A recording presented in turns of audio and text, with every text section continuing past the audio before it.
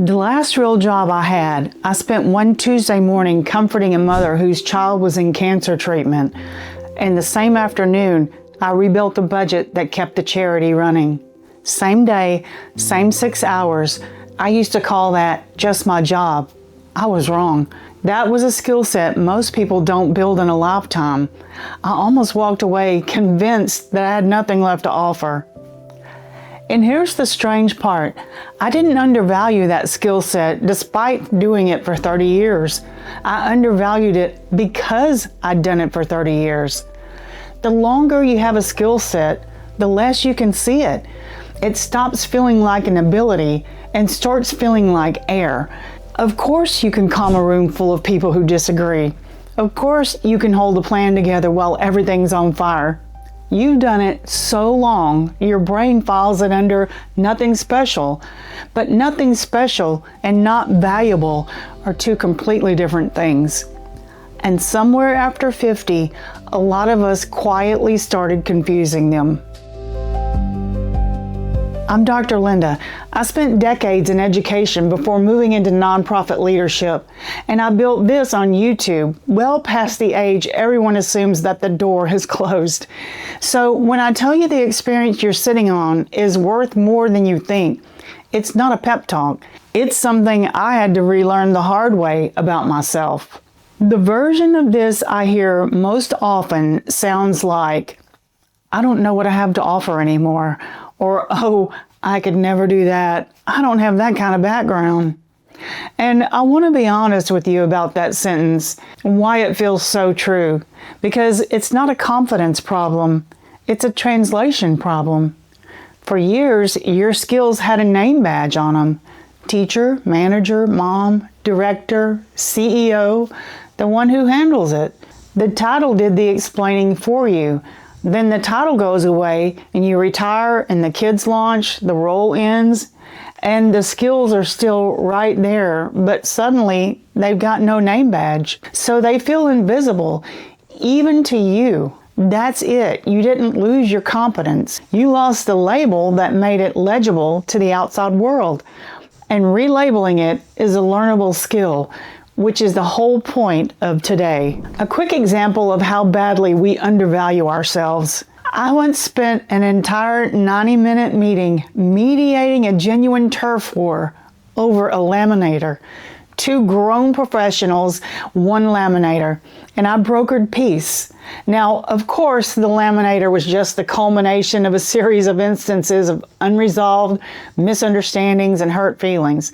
But the point is, I did not put international laminator diplomacy on a resume, but conflict resolution under pressure, reading a room, de-escalating 2 people who are absolutely certain they're right, that's a high-paid consulting skill. I just never called it one. So let's actually name a few of these because you can't use what you can't see. I'm going to walk you through the categories that people over 50 most often own without realizing it. See how many you can catch yourself in. The first one is translation. Taking something complicated, a policy, a diagnosis, a system, a feeling, and making it simple enough that a stressed person can actually act on it. Teachers and nurses do this all the time. Anyone who's explained a medical bill to an aging parent does this. Businesses pay enormous money for people who can do it well. Number 2 is holding steady in chaos. When I ran a charity for families with children in cancer treatment, my actual job was staying calm on the single worst day of a stranger's life and still keeping the organization running. That's not a personality trait. That's crisis leadership. If you've managed a household through a crisis or a workplace through a layoff, a family through a loss, you have it too. The third one is getting people to say yes without pushing. Every fundraiser I ever ran was sales. I just got to call it development so it felt dignified. If you've ever talked a committee into a decision or gotten your family to agree on anything more complicated than dinner, that's persuasion and stakeholder management. It's a real and rare skill. The fourth one is building the thing that didn't exist yet, starting a program, organizing an event from a blank page. setting up a system so that it runs without you.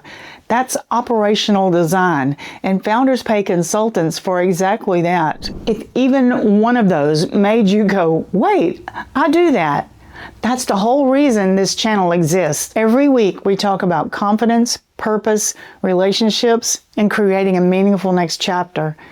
If that sounds like something you need now, subscribe and join us. Now, 4 categories at the start, but there are far more of these than most women ever count. So I built a free guide called 50 Skills You Didn't Know You Have. It's 50 specific, nameable, marketable skills, the kind you've been treating as air, laid out so that you can point at them and go, yeah, that one's mine. The link is in the description. Okay, we're almost there, so let's continue. Here's the point I don't want you to skip, because it's the real work. When the name badge comes off, there's a grief that comes with it. We don't talk about that enough. You're not just between chapters. You're mourning a version of yourself that the whole world used to recognize on sight. The teacher, the boss, the one everyone called, that woman was real, and letting her go hurts, even when you chose it. But grief and opportunity aren't opposites. Here's what I've come to believe. You're not being asked to replace her. You're being asked to carry her forward, to take everything she learned and hand it to the woman you're becoming. She did the 30 years of work. You get to decide what's next. This isn't about starting over. You're not a blank page. You're a book that finally gets to choose its own next chapter, with every earlier one still written inside you. And I want to be concrete, because you have skills means nothing without a picture. That translation skill can become coaching or consulting, writing, and teaching online. That crisis steadiness can become advisory work or mentoring or board seats. And your fundraising instincts can become a small business or a nonprofit, a community you build. I turned mine into this, a channel, an audience, a whole second body of work, starting later than anyone would have told me was smart. I'm not promising it's easy. I'm telling you the raw material is already in the room. You've just been treating the most valuable thing you own like it was ordinary, because to you, it is. That's not humility. That's a filing error, and we're gonna fix it. Okay, if you follow my videos, you know I'm not gonna let you just watch this and then go about your day. So here's your challenge for this week. Stop discounting the thing that comes naturally. Naturally doesn't mean worthless. It means mastered. Download the 50 skills you didn't know you have and check all that apply to you, and add any that aren't on the list. Because once you can see your skills clearly, the very next question is the important one. How do you use them without turning your next chapter into another exhausting grind? That's exactly where we're headed in the next video. This chapter of life isn't about becoming who you used to be. It's about becoming who you were meant to be now. I'm Dr. Linda, and I'll see you in the next video.